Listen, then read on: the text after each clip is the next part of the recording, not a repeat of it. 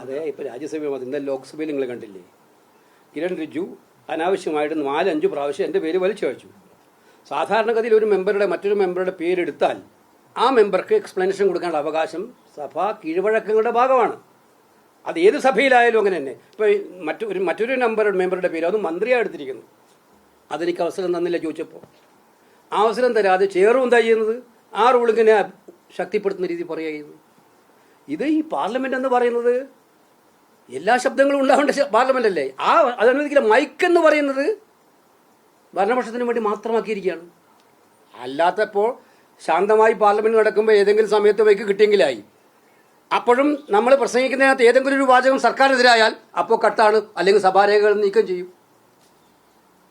ഒന്നുകിൽ സഭാരേഖകൾ നീക്കം ചെയ്യും, അല്ലെങ്കിൽ മൈക്ക് ഓഫ് ചെയ്യും. ഇതാണ് ഇവിടെ പാർലമെന്ററി സിസ്റ്റം.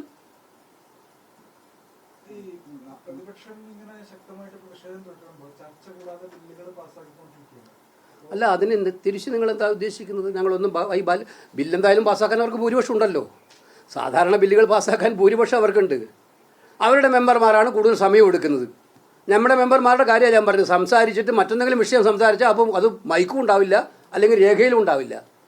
അപ്പോൾ ഞങ്ങളെ സംബന്ധിച്ചിടത്തോളം ഈ പ്രതിഷേധം കൃത്യമായിട്ടും, പിന്നെ നിങ്ങൾ പറയുമ്പോൾ ഓരോന്നുണ്ടല്ലോ, ഇന്ത്യയുടെ ആഭ്യന്തരമന്ത്രിമാരുടെ ചരിത്രത്തിൽ ഇങ്ങനെയുള്ള ഗതികേട് മറ്റൊരു മന്ത്രിക്ക് ഉണ്ടായിട്ടുണ്ടോ? സഭയിൽ വരാൻ പറ്റാത്തൊരവസ്ഥ. അദ്ദേഹമല്ലേ എല്ലാ ബില്ലുകളുടെയും. അപ്പം ഈ പറഞ്ഞ കുട്ടികളുടെ ബില്ല് തന്നെ പിന്നെ നമ്മുടെ അല്ലല്ല നമ്മുടെ പിന്നെ വിദ്യാർത്ഥികളെ പരീക്ഷ ബില്ല് തന്നെ. സാധാരണ ഇത്തരം ബില്ലുകൾ വന്നാൽ അമിത്ഷാ വന്നിരുന്ന് അവിടെ ഇരുന്ന് അദ്ദേഹം ഡയറക്റ്റ് ചെയ്യുന്ന ആൾ പ്രസംഗിക്കും, ഞങ്ങളാരെങ്കിലും പ്രസംഗിക്കുമ്പോൾ അദ്ദേഹം ഇടപെടും. അദ്ദേഹം ആ ഭാഗത്തേക്ക് വന്നില്ല. അന്നും ജനനമരണ രജിസ്ട്രാർ, ജുഡീഷ്യറി ബില്ല്, ഇത് രണ്ടും അദ്ദേഹത്തിന് പൈലറ്റ് ചെയ്യാൻ വേണ്ടി അദ്ദേഹത്തിൻ്റെ പേരിലല്ലേ നോട്ടീസ് വെച്ചിരിക്കുന്നത്. അദ്ദേഹം വന്നില്ലല്ലോ. വരുന്നില്ല. അല്ല,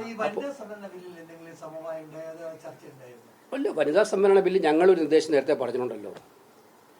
അത് വനിതാ സംവരണ ബില്ല് 2029 നടപ്പിലാക്കണം താല്പര്യമുണ്ടെങ്കിൽ ഞങ്ങൾ പൂർണ്ണമായിട്ടും അതിനെ വെൽക്കം ചെയ്യും. നിലവിലുള്ള സിസ്റ്റം വെച്ചിട്ട് അത് നടപ്പാക്കിക്കണം. എന്താ സംശയം? നിയമസഭകളിലും ലോക്സഭയിലും നിലവിലുള്ള സ്ട്രെങ്ത് വെച്ച് 1/3 വനിതകൾക്ക് കൊടുക്കണം. ഒരു പ്രശ്നമില്ലല്ലോ.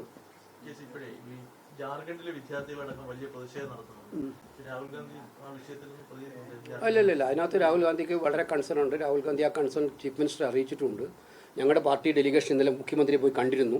ഞങ്ങളുടെ ഇൻചാർജ്, ആ സ്റ്റേറ്റിലെ ഇൻചാർജും അവിടുത്തെ ആളും NSUയും യൂത്ത് കോൺഗ്രസും ആ സമരത്തിൽ പങ്കെടുക്കുന്ന വിദ്യാർത്ഥികളെ സന്ദർശിച്ച് അവിടെ പോയി ഇരുന്നിരുന്നു. ഞങ്ങൾ കുട്ടികൾ എവിടെ നടത്തിയാലും, കേരളത്തിൽ നടത്തിയാലും ജാർഖണ്ഡിൽ നടത്തിയാലും, കുട്ടികൾ എവിടെയും വിദ്യാഭ്യാസപരമായ അവരുടെ ന്യായമായ ആവശ്യങ്ങൾ സമരം നടത്തിയാൽ അത് അവരോട് കേൾക്കാനും അവരോട് ചർച്ച ചെയ്യാനും തയ്യാറാണെന്നുള്ള നിലപാടിൽ ഒരു വ്യത്യാസവും ഇല്ല. അത് എല്ലായിടത്തും